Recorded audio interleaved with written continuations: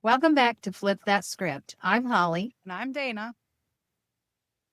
and today's episode is a bit of a soul stretch. We're not just talking intuition, we're talking about meeting that oracle inside, that timeless sacred self who is always known even before words, even when others said you were imagining things, even when fear made you doubt it.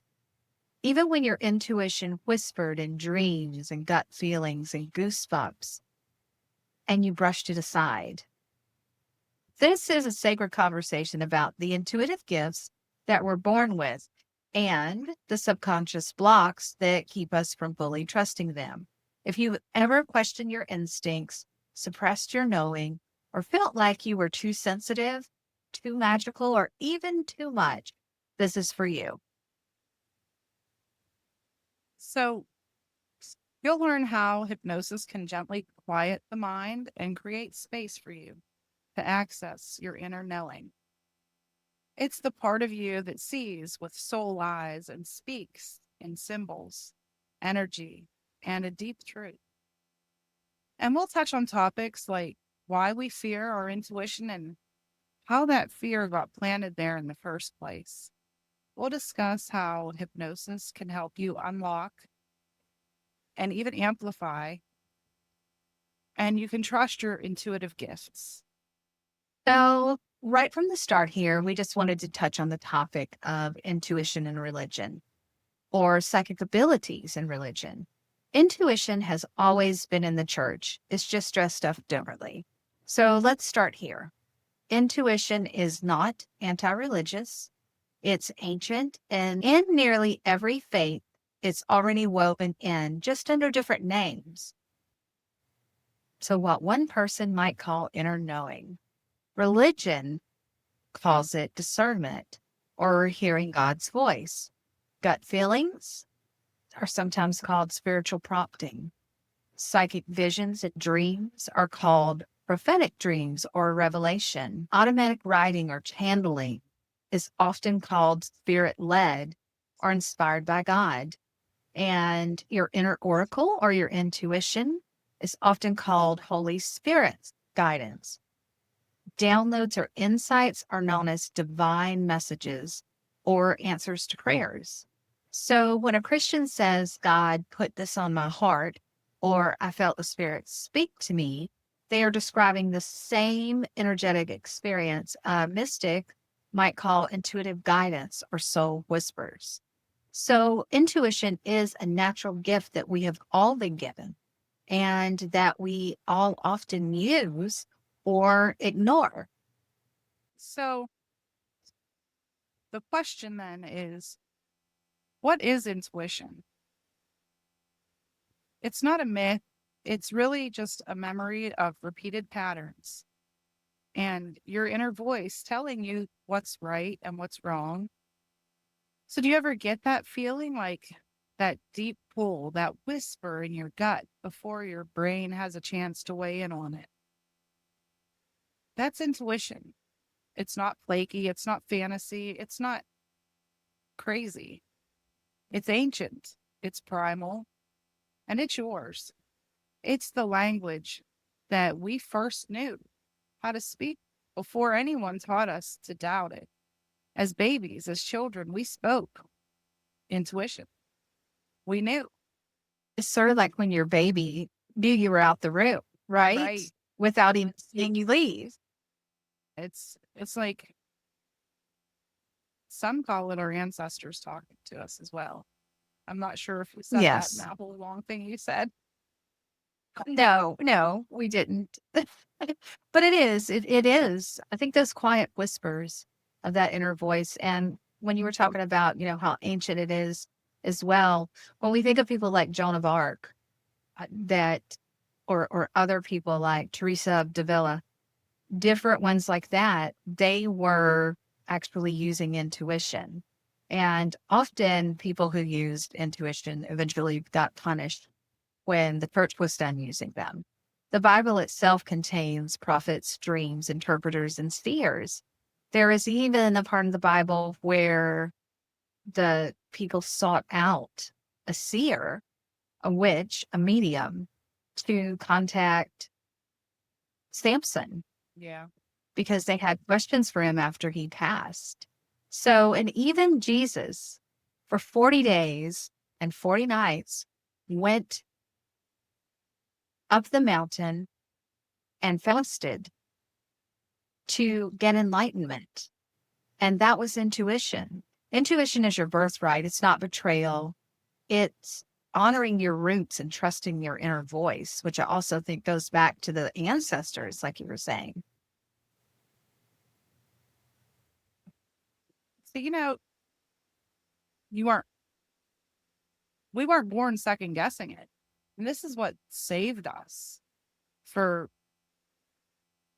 millennials. Like the cavemen relied heavily on intuition. They didn't have that critical mind. They couldn't second guess. So their intuition said to do something. And I mean, that's how we've survived. That's why we're here, because our ancestors had intuition, and it's deeply ingrained in us. So, we were taught that to silence it. We were taught to silence our intuition, or our listening to it anyway, by people who didn't want us to trust ourselves, because if we did, then we'd stop listening to them. So, our intuition isn't loud. It's not going to scream at you over the chaos. It's soft, it's subtle. It's like just a little nudge, like a hey you, and then they wait. And it's not a shove, it's just little. And the more you ignore it, the quieter it gets, until eventually you think it's gone, but it's never gone. It's just waiting. It's still, it's patient, and it's ready to rise when you want it to. Like Holly said, Exactly. that's where hypnosis comes in. Yes. Yes. And first, we do want to say that just by having hypnotherapy and going into hypnosis, that doesn't mean that this is going to automatically unlock your intuition. Right. That would have to be something that you specifically come to us for. You would have to say, I would like help unlocking my intuition. So this is something that just automatically happens through hypnotherapy or hypnosis. But there are things that we can do in hypnotherapy and hypnosis if that is something you desire. That's something Dana and I both can work with you with and help. So if we go into the science a little bit and talk about that. So the neuroscience of it is we have different brainwave states like theta and delta, and they're the doorways to the subconscious and the intuitive mind. Now, hypnosis is that bridge between the logic and the soul. So quieting that editor, our conscious mind, so we can hear the whispers of our own wise self and our intuition is part of how hypnotherapy can help, because intuition lives in the subconscious. And with hypnosis, it helps unlock it. Beliefs, especially in Native Americans, believe that trance and journeys create symbolic spaces for intuitive insights as well. Now, the subconscious doesn't always speak in words. It might speak in imagery, metaphors, sensations, and so does your intuition. So it speaks in various forms. So our brain is constantly sending electrical signals, tiny pulses of communication between neurons. And these pulses create patterns called brainwaves, and they operate at different speeds depending on your mental state. So there is gamma, beta, alpha, theta, and delta. Now, theta is the ocean of the subconscious. It's kind of the hypnotic sweet spot, the state that your brain enters during deep meditation, light sleep and dream states, hypnosis and trance, and even moments of creative flow like art, dance, or even daydreaming or zoning out. Your mind is going into theta. And in theta, the conscious mind quiets down and the subconscious mind becomes wide open. And this is the realm where intuition flows like a river. Vivid imagery, symbols, and metaphors emerge. emotional processing and healing can take place in this state. And the veil between the logical and the mystical thins. So in theta, you're not asleep, you're not fully awake, you're somewhere in between, and that's where the magic happens. So theta states you do go in and out of yourself, like when you really zone out and daydream. So it's not some woo-woo or some mystical stuff. It's a natural process that the brain creates. So when someone is guided into hypnotherapy, it's helping their brainwave shift. It quiets that critical mind. Your imagination opens wide up and your subconscious becomes receptive to suggestions. And that's why old programming can be rewritten and new beliefs seeded. So during that time in hypnotherapy, that's why we can help you open up your intuition and remove the blocks, because you may have been told when you were a child, you're just being silly. You don't know that. You're just lucky. That's why you won that card game. You don't really know these things. And that really sticks in our mind because those seeds are planted when we're young and we quit trusting ourselves. And I, for one, think that's the biggest block in intuition, is not trusting ourselves. Absolutely. You know, intuition can happen though at any time. It's not just when we're near sleep or daydreaming, because I know I've had it happen and I'm fully focused on, what I'm doing. I'm not in the daydreaming. But it's like you were saying, in different ways that it shows up. It's just that gut feeling that's the term used, gut feelings, your gut tenses Yeah. up. You get like, oh, I don't like this situation, or something. I feel something bad's going to happen. When somebody walks in a room, maybe you get that. And then you're wary of this person. Or when you go someplace, and it could be someplace that you've gone 100 times, and that very next time you go, you might get goosebumps, or the hair on the back of your neck will raise, or, your gut will just tense, and maybe you'll even get a migraine. Any of these things is really your intuition telling you something, like, pay attention. There's something you need to see. There's something you need to be wary of. And it's your body speaking for your subconscious, or, your inner voice, or your ancestors, or whatever you want to think that is. It's your inner voice speaking through your body. And you see signs and then goosebumps. And you should. I know I've had times where I've listened to it and I've gone away. I'm like, okay, this place, I've got a bad feeling here. Something's going to happen and I'm getting out of here, and I leave. And, I've had that happen where I did leave, and later I found out something terrible happened there. Like, really bad. And I'm glad that I wasn't there.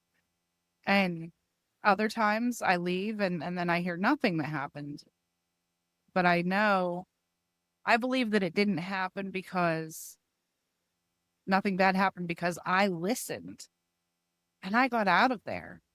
And who knows what could have happened?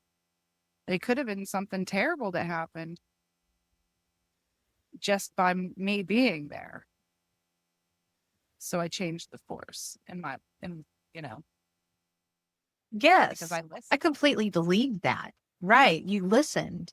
And that's the important part. And I think confirmation comes in helping you listen even more when you don't hear that anything happened. Because at times when you did leave and then you heard about terrible things that happened in the place that you left. And I think trusting yourself and listening is what was key in those situations. I will tell you, one time I did not listen. It's the only example I have of not listening, because I never not listened again. My daughter, when she was younger, she was about 6, and she had rolled off of the top bunk and given herself a concussion, broke her collarbone, and we spent the night in the hospital. So I'm driving her home the next day, and I don't always hear a clear message. Sometimes it's that feeling of the goosebumps or a sign. But this was a clear message. It was pull over in that parking lot. I was sitting at a red light, and I kept hearing pull over at that parking lot. And I'm arguing with myself, right? I'm like, that's the stupidest thing I've ever heard. Why would I pull over the parking lot? I don't need to stop for anything. Why am I hearing pull over the parking lot? I ignored it. Couple of red lights down. A lady ran the red light when I was turning left and hit us head on. Totaled the car, terrified me because here's my kid with the head injury Wow. that I'm driving home from the hospital, but I didn't listen.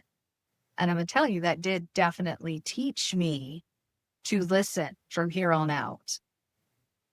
I'll bet you listened since then. Yes. Yes. And sometimes the things we hear may not make sense. Like that didn't make sense to me. So I was trying to reason with my conscious mind, with my logic to say, no, there's no reason for this. But, you know, you can call it what you want, your guardian angel, your ancestors, your inner knowing, but it's intuition. It is something that knows what's going to happen, something about a situation or anything, even good things, because have you ever played a game and you knew what to do to win, right? Yeah. Have you ever picked lottery numbers and while you may not have hit the jackpot, you knew which numbers to pick and you won? Intuition comes in so many forms. I love the goosebump intuition, I think, most of all. When I get goosebumps, I'm like, yes, okay, whatever this is, it's right. And just learning to really trust yourself and removing those blocks that you may have had, I think is so crucial. I think especially as women, we're taught not to trust what we feel. And I know that Dana and I many times have talked about that when we meet someone and we just don't like them. And we don't know why. And we try to make ourselves like them, and then their true colors comes out. And we're like, that's why I don't like you. Something in me knew that. hmm Yeah, it's like you get these feelings about people and automatically you're like, there's something off about this person, but you don't want to be rude. You don't you don't want to be mean to people for no reason. Like this person's not done anything to you. So how can you just not go near them or not talk to them or you know, because naturally we're nice people. And It's it happens a lot though. And even like someone coming up and wanting to shake your hand and you're like, I don't really want to shake your hand and you force yourself to. But who knows? It could be your intuition saying that this person didn't wash their hands after their last bathroom break. You know, it could be. right. It could be like that's it might not be anything that they're up like nefarious reason. Just maybe that person's not very friendly. I don't know. But and that's so we cause ourselves not to trust it and that's a bad thing too. But I mean, I still wouldn't be mean to someone unless I knew why. I Yeah. You that just intuition. you just learn to keep them in a certain Yeah, you just know. position in your life instead Yeah, of, you just yeah. know that you have to watch that person and try to figure out why you had that feeling. Because I know I had that feeling about one of my sons, their girlfriend's mother. Holly knows who I'm talking about. I'm not going to say names or anything, but when I met her, I immediately did not like her. There was something I just didn't. I didn't like her. But it was my son's girlfriend's mother. What are you supposed to do? So I was nice. And I told myself that it's just me being the mother. It's just maybe, and I convinced myself that I was just overreacting. I did that whole, so I really didn't listen to my intuition there. And I should have. And so should my son have. And that's a whole nother story we're not going to get into. Right. Right. And imagine if you would have really listened, how different it might have been. Right. Exactly. Yes. Of course, I'd have had to put him on lockdown if I'd have really listened to myself. Right. Right. But I think that a lot of indoctrination and that good girl conditioning often teaches us not to trust ourselves. We must be nice. We must, put on that front. But because intuition feels a little rebellious, and it's a myth that intuition has to be loud. It's the whispers through your body that you just feel something's off. We all feel energy. That's why if you think of someone and then they text or they walk around the corner at the grocery store, we are literally picking up on their energy. That's another form of intuition. And it's just so important to be mindful of that and the energy that you're feeling and the energy that you're allowing to be in your space, Right. because that can really affect us as It, well. it can affect our energy. And it's Yes. like you can tell even when someone's telling a lie by using your intuition. It's not logic. It's not like Yeah. you don't really know, but you know that they're lying. You can tell that Yeah. they're lying. People use it playing poker all the time. Right. It's like Right. this electricity That, under your skin that just goes, no, this isn't right, or uh-huh. what they're saying is not the truth, or they got the cards. I'm not betting this round, you know? Yeah. I used to love playing poker with the guys because they can never figure out, like, how do you keep winning? Right. And I wouldn't even think about it. It was almost like unconscious at that point that I used my intuition so much with cards and they couldn't understand what I was doing. Because what I was doing was not making logical sense, but I won time and time again. And I think it's, we don't need to know how it works. We just need to follow it. Intuition is like your soul's GPS. It guides you to the right paths and away from harm. And as you were talking about that lie thing, I was getting goosebumps with that. As to where I think that you feel it more in your body about lies, specifically about lies, I hear it. Somebody will be talking to me. I can be minding my own business and they're just yakking and we're just walking along or whatever on the phone. And I am just, not even thinking about it. And loud and clear, I will hear inside, that's a lie. And so I don't typically feel lies. They hit me and something says, that's a lie every time. Every time. Even when I don't want it to be a lie. It's a lie. It's a lie. And I don't call everybody out on their lies. Some lies are No. just harmless, but it's just them trying to brag about something that they want to have, but they don't have. So they're saying that they have it to make you think more of them. But it's not, Yeah. so you just let them have that. If it makes them feel better, Exactly. what's that matter? It's harmless. But your Right. intuition You still just says, you know what, you don't have whatever, yeah.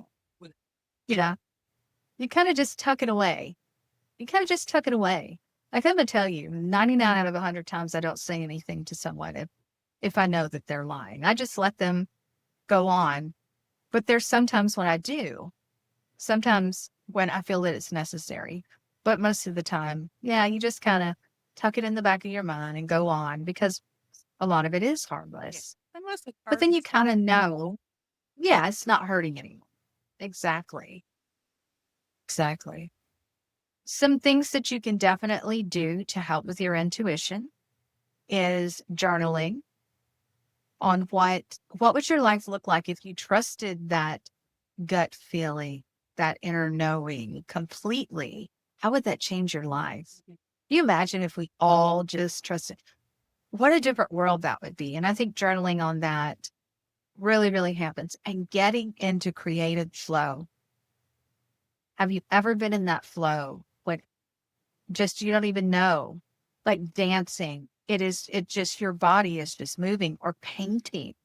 That's artists are really into their intuition and into a flow when they are painting or writing. You get so lost into writing, you don't even know where it's coming from. You're just typing, typing, typing, or writing, writing, writing.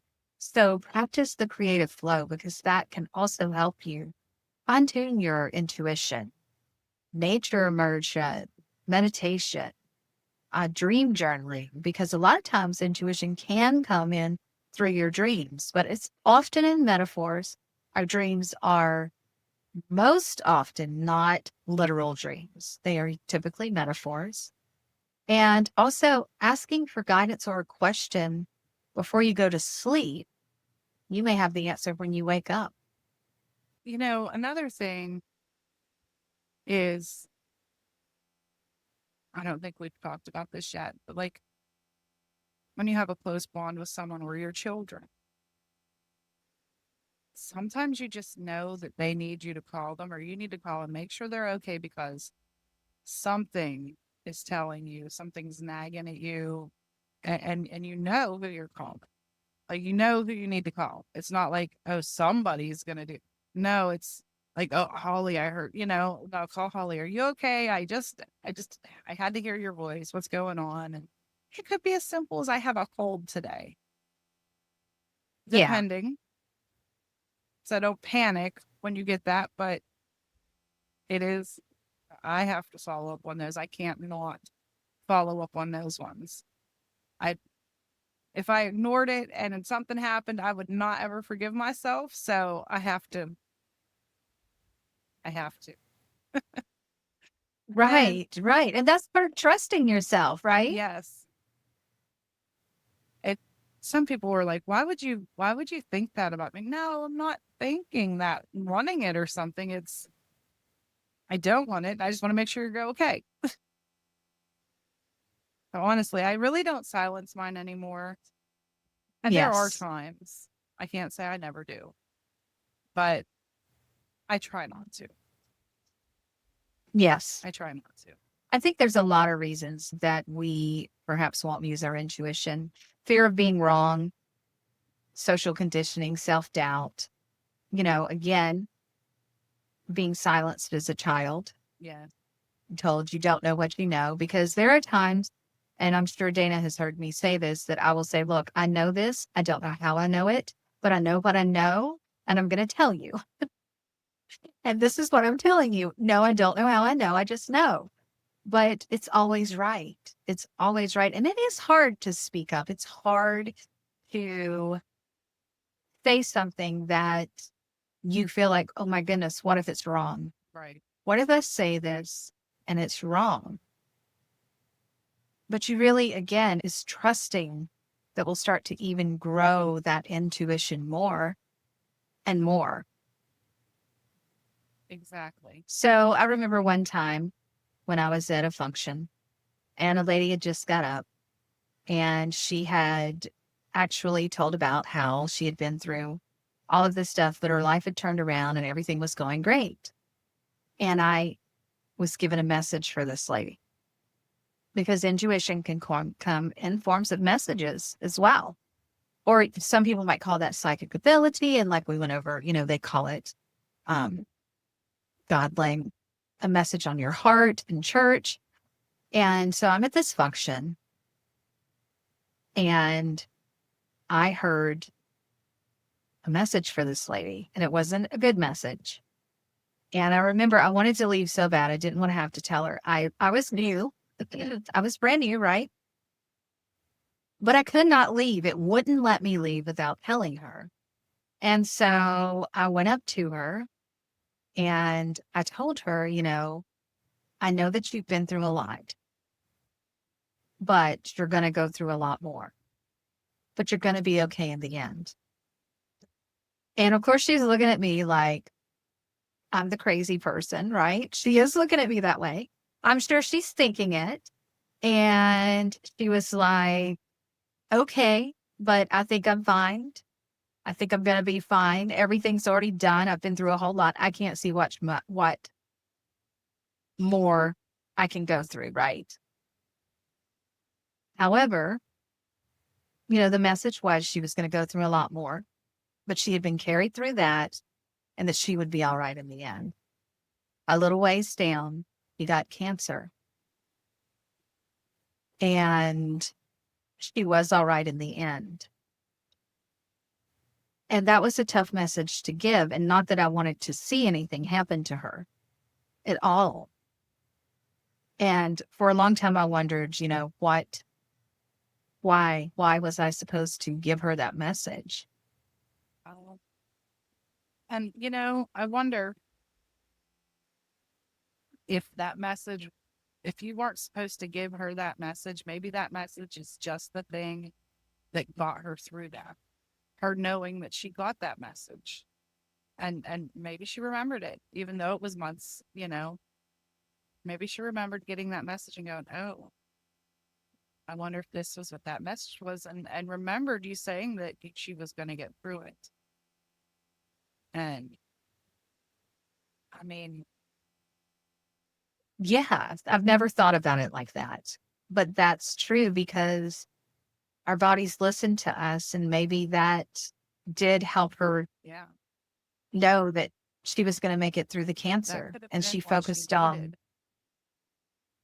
yeah, yeah. But if I had not have listened and not given her that hope, even maybe, we don't know what could have happened. But thank you, Dana, because I've never really thought about it in that way. I would bet that that's the reason the message had to be told, is because she needed to hold on. She needed something to hold on to get her through that. And you helped her, you know, Yeah. you were the messenger. Did she ever find you again or say, Well, we were in the same group, more or less. We had a lot of the same friends. So she never really said anything more about it because we weren't really close or anything. yeah, But yeah, she was around. She I'm was sure I'd have around. had to say something. Yeah, and maybe it was awkward because I mean she was looking at me like I was crazy and going, "Really? I just don't think so." But thank you for following your heart, I think is what she told me. Yeah. You know. And but what was so strange is I did not, even though she looked at me that way and you could tell she did not believe it. I think because I did what I felt very strongly about doing, it didn't bother me. It did not bother me that she looked at me like I was crazy. And I knew she was thinking, who is this woman that I've never met before? I meet her. And now she's telling me this when my Right. life is going great, Right. you know, Like she couldn't be but further it didn't along. bother me. Right, right. But it didn't bother me. It's almost like I felt relief. I think if I had not have done that, I would have went home and agonized over it and thought about it and thought about it and thought about it. Yeah. You would have. I know I would have. Yes. I do Yeah. that. If I should have done something and I don't, then I am. I'm on myself. So you just do it. Get it over with. Right. Just Go ahead and just say the thing. What's the worst that can happen? right. What is the absolute? They don't agree with you. Right. They don't agree with you. And And they don't, there's a lot of things people don't agree with us on without intuition. as long as you know you did your part, and then your heart can have peace that night. Yeah, 'Cause you did what you could. exactly. I think that's amazing. So Okay. I think that's all the time we have for today. And hopefully, if y'all want to share anything that maybe you've had experience with as far as intuition goes, and you want to share an experience with us in the comments, or send us a message and let us know what you think. It would be great. So, if today's episode stirred something in your spirit, a whisper of vision, a pull towards your own power, let that be a sign. Let that be a moment you stop doubting yourself. Hypnotherapy isn't just for quitting bad habits, trauma, or meeting your goals, or etc. It's a sacred tool for unlocking the intuitive truths that you were born with. And it's time to trust her. But don't forget, this podcast is just the beginning.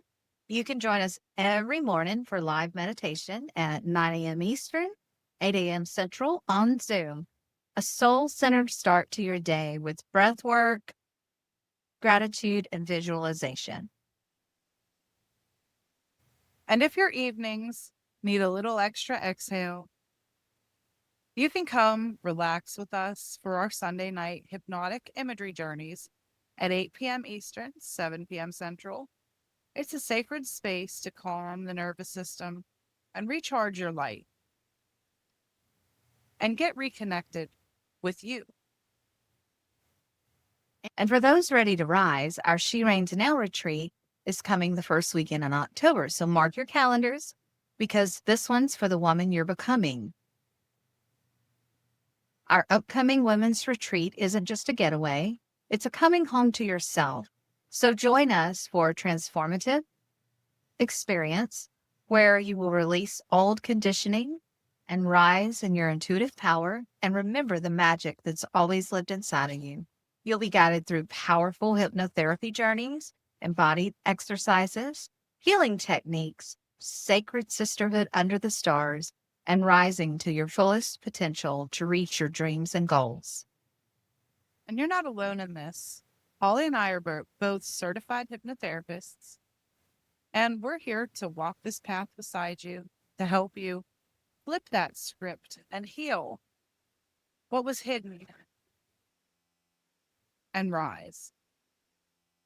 And all of the links that you need are in the comments and show notes. So if this touched you, share it with someone who may need it. Wherever you are listening, because when you amplify healing, you help someone else hear their own voice too. So until next time, Flip Fam, trust your inner whisper. She's been waiting for you to listen. So we'll see you next week. Bye. Bye.